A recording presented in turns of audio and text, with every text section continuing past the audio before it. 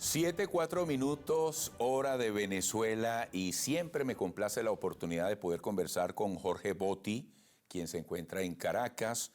Él es empresario venezolano, fue presidente de Fedecámaras, de Consecomercio, definitivamente un servidor muy conectado con lo posible a favor de Venezuela. Jorge, un gusto, bienvenido, buenos días. Eduardo, mil gracias siempre por una gentil presentación y encantadísimo de estar contigo. Te comentaba que lamento no poder estar en estudios, que siempre es tiene mucho más calor humano y más cercanía. Así es, gracias a Dios, bueno, entre los descubrimientos que nos ha traído la pandemia, contábamos ahora con esa cajita donde te veo y esta otra donde estoy yo para poder hacer posible la comunicación ante terceros. Jorge, estamos muy contentos porque ya has comenzado la tercera temporada de Hoja de Ruta, una propuesta que ha resultado muy exitosa, precisamente con un ánimo muy constructivo, muy concluyente y del lado de la solución en Mundo UR, un espacio donde tú eres el anfitrión. Yo quisiera que ese fuese el primer punto de nuestra conversación, porque además eso tiene que ver con lo que vamos a hablar en el resto del tiempo. Oye, ¿qué ha significado para ti esta experiencia? Públicamente te reitero, yo siempre dije, Jorge, tú serías una fiera conduciendo un programa porque además eres un excelente comunicador. Eduardo, mil gracias de nuevo, vale. Tú sabes que a mí me sonrío porque tienes tanta razón, son tantos años que han pasado. Yo recuerdo que tú me comentabas eso en los tiempos en que yo comenzaba a hacer algunas apariciones públicas en la Cámara Ferretera, y de eso ya hace 30 años. Y tú estás igualito y yo no, eso es lo que me molesta a mí también. Demasiado generoso ese piropo. Y yo recuerdo perfectamente que tú me lo decías, yo, sabes, con aquella, siempre tengo algo de temor, por supuesto que enfrentarse a los medios de comunicación, no son un veterano como tú lo sabes, uno siempre tiene algo de temores, y tú me decías, oye, tú deberías hacer algo. Fíjate que ahí tenemos las imágenes.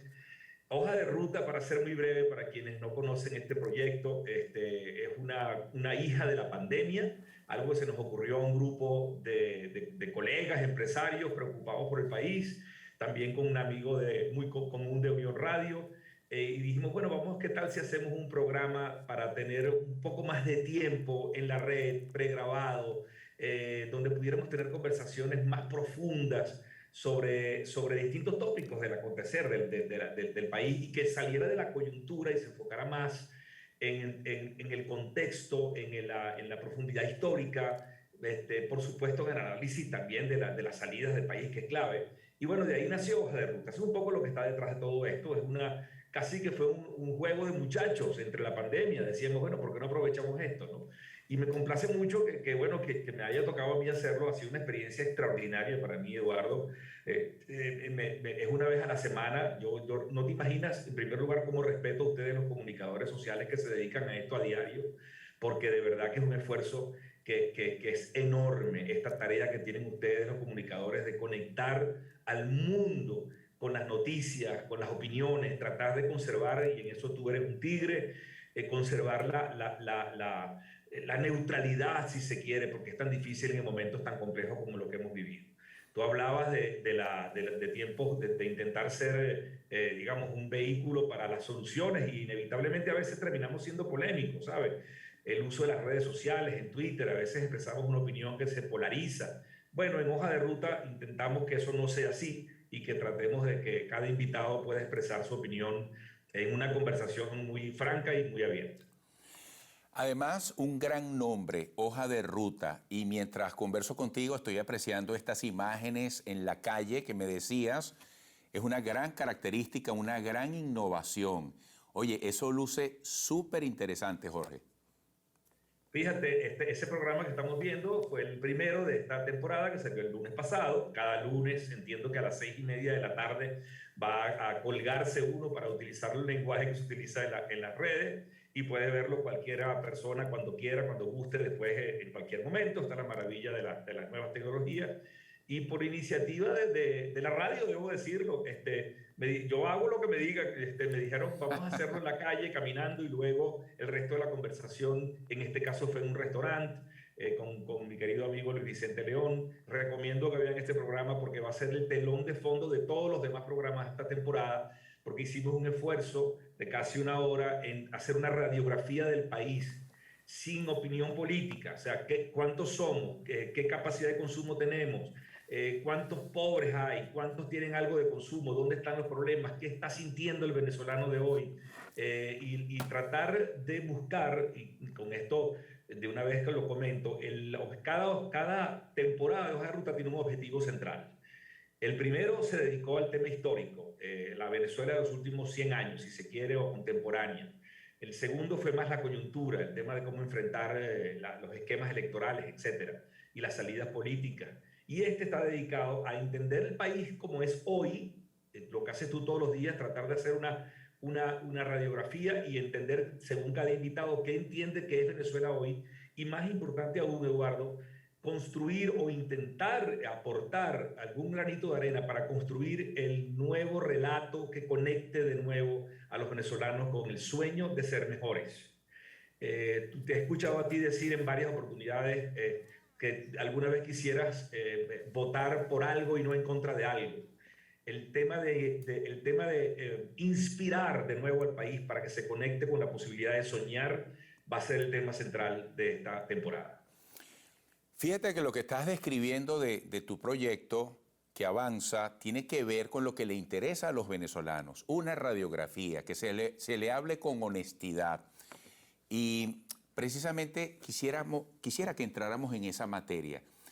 ¿Qué vienes observando en la Venezuela de hoy? Yo comentaba esta mañana que estuve ayer en un evento, en un centro comercial, dedicado a la actividad automovilística, accesorios, repuestos, promoción. Mira, yo me quedé loco, Jorge Botti y amigos. Ahí no cabía la gente, porque una cosa es que tú invites a una fiesta y otra es que te vayan los invitados. Y yo respiraba allí una presencia y una convicción.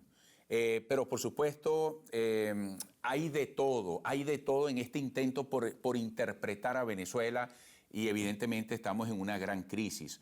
Pero ¿qué te va dejando la lectura de este país que queremos comprender, saber un poquito hacia dónde va?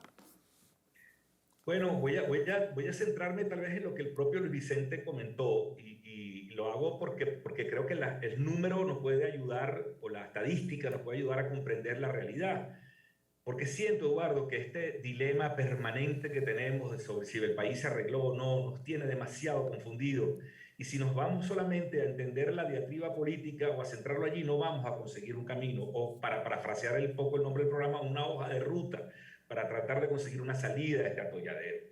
Yo creo que es evidente que la gente entiende, que todo el mundo entiende que Venezuela está muy lejos de ser el país que soñamos. Solamente necesitaríamos medio siglo creciendo a ritmos de 2-3% para volver escasamente a la economía que teníamos hace 7-8 años. Ese no es el punto. El punto es que el país se ha transformado, y yo creo que esa es la palabra clave. Y por primera vez en mucho tiempo se ha visto frente a ciertas, entre comillas, libertades para poder operar económicamente. Y eso va más allá de los empresarios simplemente, Eduardo. Implica, a mi juicio, que el venezolano se ha conseguido, tal vez por primera vez en muchos años, empoderado y ha sentido que su propio esfuerzo lo puede sacar adelante. ¿Cuál es el lado muy débil de todo esto? Y lo conversábamos con Luis Vicente, que es que el Estado prácticamente no está allí para nada. Un muchacho que hoy tiene una buena entrada haciendo un delivery, esa economía que es mucho más que unos bodegones. Yo creo que deberíamos salirnos de ese discurso un poco, digamos, simplón, de que esto es una economía Nutella, dicen algunos por allí. No, se ha movido mucho más. El consumo en los principales rubros alimenticios producidos en el país han subido todos. La economía se mueve. Luis Vicente decía que cerca de 4 millones de personas, y eso lo estiman también algunas entidades bancarias con las que me he reunido y otras grandes empresas, se estima que alrededor de 3.8-4 millones de venezolanos tienen una capacidad de consumo que es similar a todo el consumo de Panamá junto, que es un país pequeño de 3 millones y tanto de personas. Imagínate lo que eso significa. Ahora, el lado débil de esto es que hay otros 3 millones y medio, 4 millones de venezolanos que están en la pobreza, y que además, dentro de esos 3 millones y tantos que pueden consumir, hay muchas, digamos, trabajadores de clases medias, medias bajas, que no tienen un Estado que los soporte, no tenemos un Estado de seguridad social. Jorge, si alguien tiene una enfermedad, ahí flaquea. Jorge, disculpa la interrupción, debo ir a la pausa. Tú has dicho una gran frase que va en paralelo a tu explicación. El empresario ha hecho mucho, yo creo que hasta el propio gobierno hoy lo reconoce, pero los requerimientos del país van mucho más allá de ese esfuerzo que se debe reconocer al empresario. ¿Qué falta? ¿Qué está faltando? ¿Qué hay que seguir construyendo más allá del esfuerzo que están haciendo los empresarios y los trabajadores? Por favor, quisiera que comenzaras por ahí al regreso. Amigos, no se me aparten. 7:18 minutos de la mañana, hora de Venezuela. Jorge Botti, empresario venezolano, fue presidente de Fedecámaras y Consecomercio, conductor de Hoja de Ruta por Mundo UR. Decías, Jorge, que no es suficiente el gran esfuerzo que están haciendo los empresarios. La reconstrucción o el avance de Venezuela, la recuperación va más allá. ¿Qué es eso que hay que construir, que hay que sumar, más allá de la presencia indispensable y el gran ejemplo que están dando los empresarios hoy? Eduardo, si yo tuviera que elegir una sola palabra para resumir una respuesta que requiere, por supuesto, mucho más que sencillamente esta entrevista, diría se requiere institucionalidad democrática, las dos palabras, mejor dicho, no es una sola. ¿Y qué significa esto? Con esto quiero tratar de ser lo más explícito posible. Nosotros estamos frente a un reto gigantesco. A mi juicio, la época o el ciclo de caída de la economía venezolana terminó, y terminó con el cierre de 2020. Ya en el 2021 tuvimos una ligera recuperación, el 2022 puede ser incluso mayor. Por ahí hay un informe del Credit Suisse que habla hasta del 20%. No lo comparto con respeto, aunque ellos son los expertos, porque creo que se basan en la posibilidad de una apertura o flexibilización petrolera, y eso todavía está por verse. Lo cierto es que vamos a tener una recuperación adicional. Mi punto de vista particular sobre esto es que el reto que tenemos es o nos quedamos en una economía estancada, enana, por gran volumen de tiempo, por gran cantidad de tiempo. Posiblemente estamos hablando de una década o más, es decir, una economía que crezca escasamente entre 2 y 5% interanualmente. Y eso no nos va a sacar no va a terminar de sacar de la pobreza a la gran cantidad de la población que todavía vive en ella. O nosotros nos empeñamos en buscar una solución de fondo a nuestro conflicto. ¿Qué significa esto en términos muy concretos? Para arrancar desde lo económico y aterrizar en lo político. Si nosotros, y no soy el primero que lo dice, tú tienes entrevistados que saben mucho más de esto que yo, economistas muy reputados, si nosotros no logramos tener acceso a mercados financieros internacionales, recomponer el perfil de nuestra deuda, recomponer todo un esquema económico que de nuevo establezca el Bolívar verdaderamente como una moneda sólida y nos pongamos en la senda del desarrollo, no vamos a crecer vigorosamente. Y cuando digo vigorosamente es que una economía que ha caído tanto podría crecer 15, 18, 20, 25% incluso interanualmente durante los primeros 7, 8 años. Para que esto sea así hay que levantar sanciones, porque si no, no tenemos acceso al Fondo Monetario ni a los mecanismos financieros. Y para levantar sanciones, inevitablemente tenemos que ir a las soluciones graduales o incrementales del conflicto político. Y allí está la médula de todo esto. Yo creo que esa es la clave, al final tenemos que entenderlo. O nos quedamos atrapados en una economía enana por décadas donde no vamos a poder crecer, y eso para mí es el peor de los escenarios, sin cambio político y atrapados en esta digamos, economía absolutamente enanizada. O nosotros nos atrevemos a saltar al ruedo y a decir tenemos que buscar una solución de fondo a este conflicto político que nos abra las puertas del verdadero desarrollo, reconectando a Venezuela con el concierto internacional, con el mundo, en otras palabras. El trabajador está haciendo su parte, el empresario también, el empresario que es un trabajador más. Y los políticos, Jorge Botti, no quiero ser simplista al generalizar, pero ¿qué tarea les va quedando pendiente a los políticos? Ahí está pendiente México o como se llame el lugar donde aquí haya algún tipo de reencuentro. Más allá, oye, de las relaciones que pueden estar intentando avanzar entre el sector público y privado.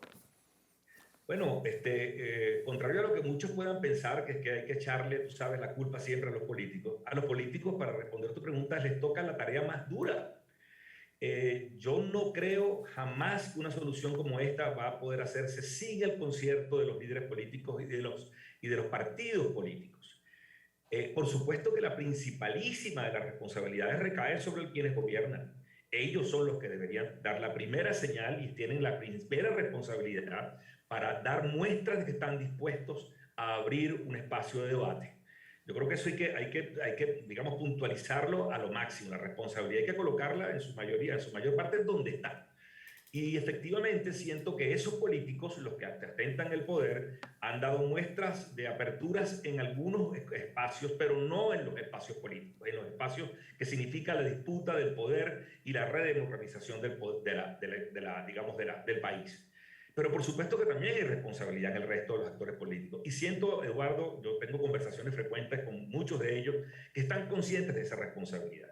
Algunos no lo están tanto, están, digamos, empeñados en prolongar el status quo tal y como está, pero los partidos políticos, a donde tengo entendido, están viendo hacia adentro, están buscando la forma de recomponerse de abajo hacia arriba, y esa es la tarea que toca en estos momentos.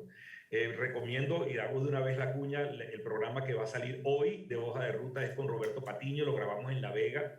Ese muchacho tiene una sensibilidad, y hablamos de estos temas justamente, de cómo recomponer de abajo hacia arriba, dentro de los partidos, sin destruirlos y nunca con la antipolítica, esa capacidad de reconectar de la gente común con los sueños. Y esa conducción la hacen los políticos.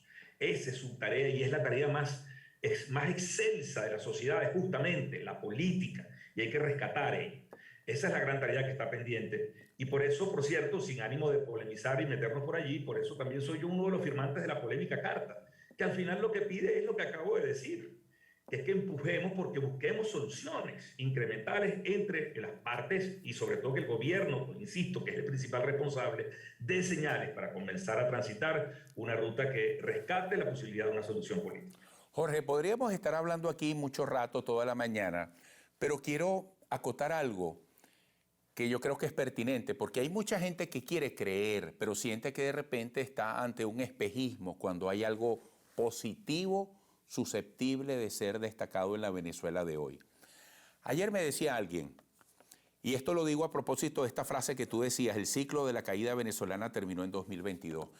Alguien me decía que yo veía en esa feria de ayer, y es un empresario desde hace muchos años comprometido en el área automotriz, él me decía, Venezuela cambió, va hacia adelante y yo creo que esto es indetenible, me decía él en torno muy optimista. Él me decía, Eduardo, y eso que lo que estamos viendo en la Venezuela de hoy es con capital venezolano. Imagínate cuando llegue la inversión extranjera. ¿Tú estás de acuerdo con ese optimismo? Sí, sí, porque además soy un empresario y estoy empeñado en empujar para eso.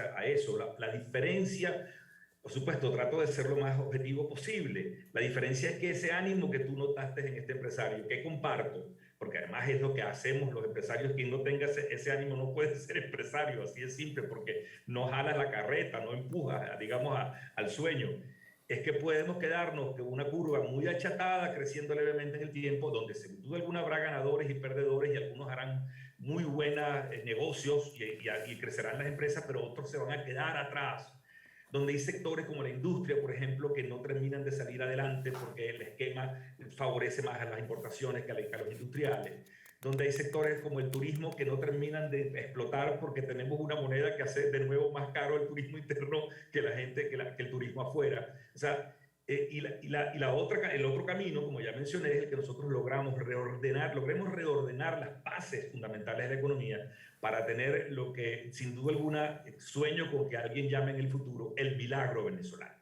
Eso que vivieron los tigres asiáticos en los 80, lo que vivió China durante 20 y pico de años. Por cierto, se me olvidó decir que creo que ese modelo chino es inviable en Venezuela, porque allá sí hay acceso pleno a los mercados internacionales, aun cuando no haya libertades políticas. En Venezuela, afortunadamente, vamos a tener que resolver el tema político para poder tener crecimiento vigoroso. Y eso nos obliga a buscar soluciones, Eduardo. Hablabas de ganadores y perdedores, y la pandemia es un ejemplo de ello. La pandemia ha sido un castigo, una complicación irreversible, bueno, para muchas personas, y una oportunidad muy bien aprovechada por otros, ¿verdad? Sí, sí, es impresionante. Creo que todavía las consecuencias de ella no las estamos terminando de ver, falta aún. Ahí hay ganadores y perdedores, sin duda alguna. No podemos olvidar, Eduardo, que son centenares de millones de empresas que se perdieron, centenares de millones, 300 millones de personas pueden haber desaparecido de empresas y otros tantos centenares de millones de empleos que quedaron, digamos, por eso en los comentarios que te escuchaba, Sí. cuando leías las noticias, hablabas de inflación en todo el mundo, Sí. de problemas con el suministro de materias primas, ahora, digamos, empeorado por el conflicto de la invasión rusa en Ucrania. Es decir, estamos viviendo tiempos muy complejos, no es solo Venezuela, el mundo está frente a unos retos gigantescos, amén de un tema que me parece apasionante, que es el peligrosísimo avance de las autocracias frente a las democracias en el mundo. Ese es un tema con el que Occidente tiene que lidiar. Así es. Mira, Jorge, muchísimas gracias.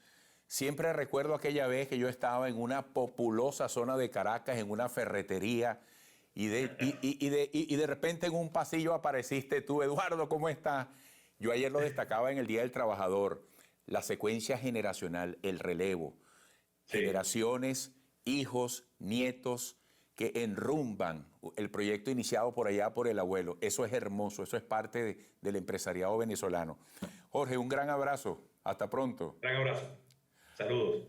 Amigos, regresaremos en breve. No se me muevan de allí.